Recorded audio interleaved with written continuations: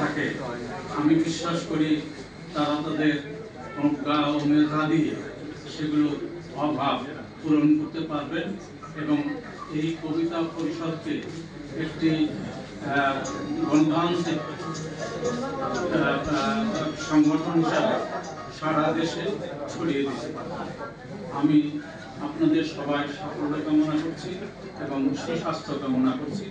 সবাই ভালো থাকবেন এবং কবিতা পরিষদের সঙ্গে সহযোগিতা করবেন। যখন যা দরকার রেজাউদ্দিন স্টালিন আছে এবং বেশি মোহন রাহান আছে, এরা অত্যন্ত পরিচিত মানুষ এবং যোগাযোগ অনেক ভালো। আপনাদের যোগাযোগ করতে আমার মনে হয় কোনো অসুবিধা হবে না।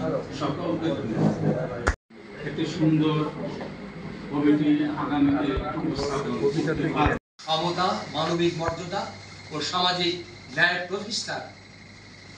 প্রতিষ্ঠা তথা বৈষম্যমুক্ত গণতান্ত্রিক অসাম্প্রদায়িক মুক্তিযুদ্ধের বাংলাদেশ গঠনের প্রত্যয় জাতীয় কবিতা পরিষদের সকল নতুন পুরাতন সদস্য এবং দেশের সকল সৃষ্টিশীল লেখক, কবি, শিল্পীদের এগিয়ে আসার উদাত্ত আহ্বান জানাচ্ছি।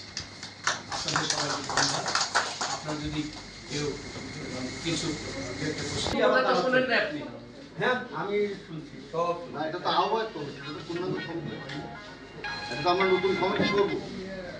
আমরা তো এটা আমরা এটা প্রতিষ্ঠাকারী যারা ছিলাম, আমরা এটাকে এটা স্বৈরাচার মুক্ত করার জন্য আমরা করার জন্য আসছে। স্বৈরাচারের তত্ত্ব তো এখন সব ভরে আছে। আপনার তো ওই পথের দিকেই কথা বলছেন। এখন তো আপনার নিরপেক্ষভাবে কথা শোনা যায় না।